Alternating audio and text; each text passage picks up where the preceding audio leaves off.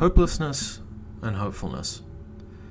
If I asked you to tell me the first series of words that come to mind when you heard those two words, what might you say? For hopelessness, you might say things like alone, afraid, and perhaps even death.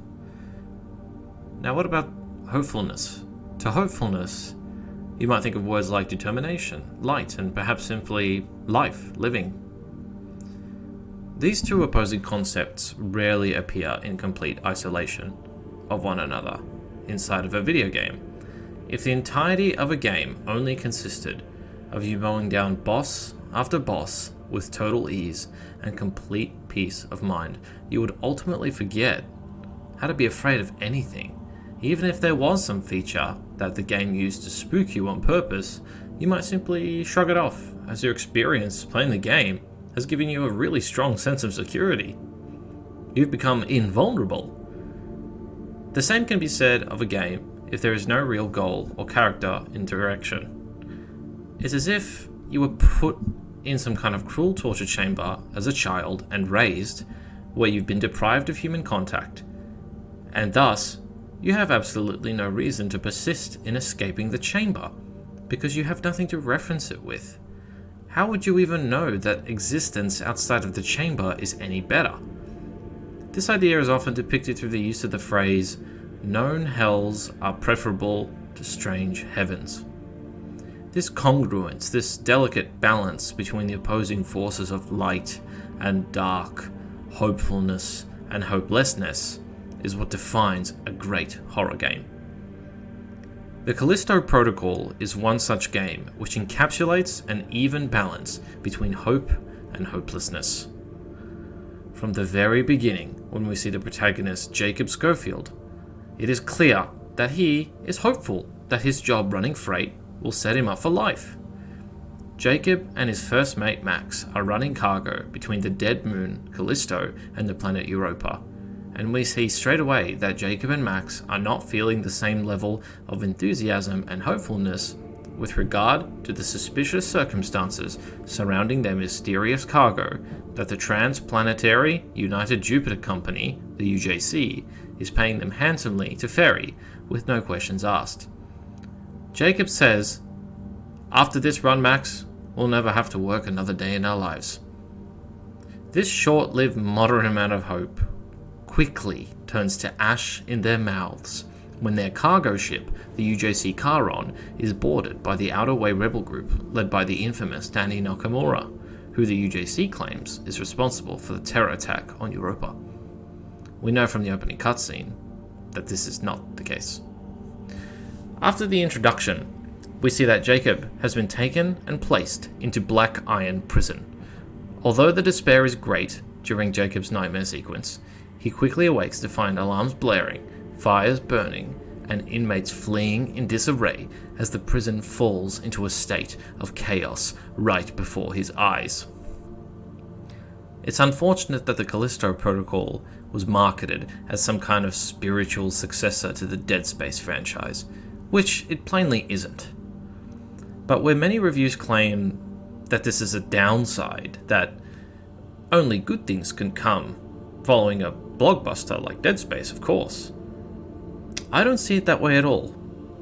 Isaac Clarke, the protagonist in the Dead Space franchise, is an engineer who has a vested interest in surviving the nightmare of the Ishimura, in part because of his girlfriend Nicole, whom he seeks to be reunited with.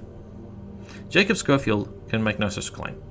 He is, after all, wrongfully imprisoned at Black Iron, and so he must look inward to escape. Inward for motivation to escape. The Callisto Protocol seeks to give the player a reason to fight.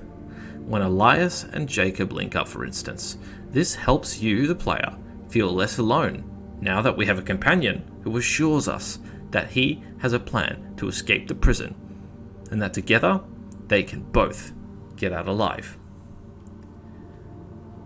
Unlike more traditional horror shooters, where the infected enemies are vulnerable to headshots and don't really match up to the player, unless they arrive in enormous numbers with which they can overwhelm you, the Callisto Protocol's infected enemies, called biophages, are not so easily taken apart, both in the figurative and literal senses, if we are comparing the biophages to the necromorphs of Dead Space, who would perish quickly when dismembered. There exist many instances in-game where a single biophage can kill you if you're caught with your metaphorical pants down. Yes, it's true that this feature kinda makes the biophages bullet sponges, but this forces the player to engage in close quarters melee combat in conjunction with traditional firearms. Killing biophages is thus most effectively done only when you get up close and personal with them, and confronting them in small spaces can feel claustrophobic and at times bring about a sense of doom in the player if they are low on resources. As you progress through the game and begin to understand the threat even a normal biophage can potentially pose to you, the crucial practice of careful resource management is naturally communicated to you through those same encounters. This need for careful resource management becomes especially evident during an arena combat section, whereby you might need to fight and kill 5 to 8 biophages, which emerge from the shadows and they growl and shriek with single-minded killing instinct. Even the healing system in the game requires Jacob to cease any defensive actions so that he can take a knee, restore his health by giving himself an injection in the neck. The 6 seconds it takes for this animation to go from start to finish are some of the most stressful 6 seconds you might ever experience in a horror shooter, as the player is totally vulnerable to attack and there is no way to fight back at all. I never, ever used to play horror games, because they always seemed far too stressful for me to enjoy playing them, particularly if I'm playing just for fun or to relax. Games with clearly defined heroes, villains, and squishy enemies were my bread and butter growing up. But after playing them for years and years, you lose any sense of tension or excitement. The reason I gravitated towards horror games only now, in my early 20s, is actually not dissimilar from my justification to not play them earlier in life. Good horror games, I have come to realize, make me feel stressed, anxious, and also put me at risk of developing early onset hypertension. This might be cynical to say, but I think that it's better to feel something stressful than to feel nothing at all, at least in the context of a video game. The game doesn't leave the player hanging in the face of poor odds, however. When facing up against a group of unique biophage types, the game introduces hazards. Now, hazards aren't a revolutionary function by any means, but the way that they're included in and around Black Iron is stunning. Using your grip telekinesis gauntlet, there is nothing more satisfying than picking up a biophage and subsequently throwing it into a moving fan or turbine and watching the blood be again literally rained on top of you. But when your grip runs out of juice, you'll find that the sense of doom you felt earlier and thought you had temporary respite from is now very much back inside the pit of your stomach. The creative director for the Callisto Protocol, Glenn Schofield, said in a recent video he did with Wired, where he said that 50% of good horror game design is sound. I do concur with his opinion, of course, but I would like to add that sound works best when paired with the use and manipulation of light and shadow. One feature which I appreciated the first time I encountered in-game was when you must remove an active fuse battery in order to plug them into a different fuse box in another location. The moment you remove the good fuse, the lights in your immediate surroundings go pitch black, because, of course they do, you just removed a power source. I suppose the genre of space horror in general has a really good track record of manipulating light and shadows to great effect. The movie Event Horizon scared the living shit out of me when I watched it as a kid. The psychological scars from that movie alone are what made Dead Space such a terrifying game the first time I played it as a kid again, and thus I kept as far away from it as possible for a long time. The early sections of the Callisto Protocol, although set on an impossibly distant moon, is still somewhat set in a familiar environment, that being the penitentiary of Black Iron Prison. The feeling that you think you know where you are at any point quickly crumbles to dust as you descend into the bowels of the prison's lower levels.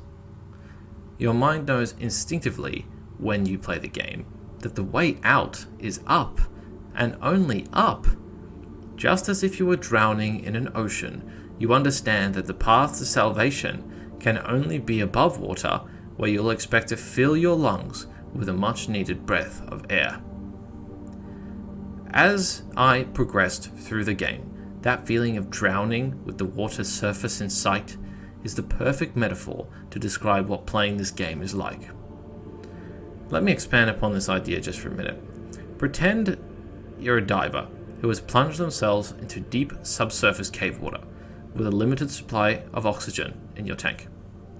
Every so often, during your dive, you can make out small pockets of air trapped beneath a rock, which will be your lifeline should you run out of oxygen.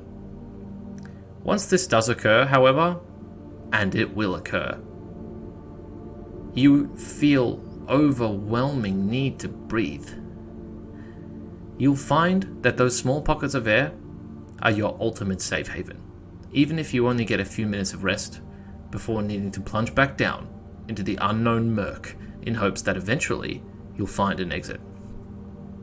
Fighting biophages in Black Iron Prison, on the surface of Callisto, and in the depths of Arcus are all akin to freediving in that cave water, and the scattered crates, lockers, and printing stations are the small pockets of air which you will quickly learn to appreciate as some of the few moments in game where you can catch your breath before plunging back into the abyss.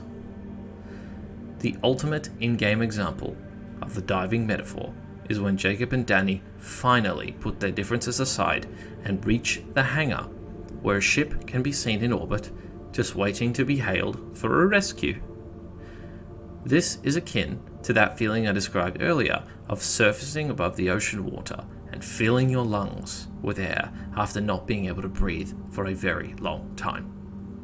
It's at this rare point of rest in the game where you become hopeful that maybe you will, in fact, finally escape the clutches of Black Iron Prison.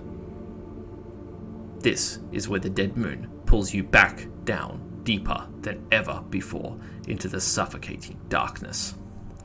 After a long, long fall, you awake not to the somewhat familiar chaos of Black Iron, but in the nearly century-old mining colony of Arcus, the abandoned site of the first recorded outbreak of the biophage pathogen 75 years before the events of the game. That's what a good horror game narrative does. It gives you hope in a hopeless situation, and the Callisto Protocol maintains that critical balance of putting you down before giving you a reason to pull yourself back up and push on in hopes that maybe together Jacob, Danny, and Elias might find a way to stop the spread of the biophage virus and to exact vengeance on the men and women responsible for its abominable creation.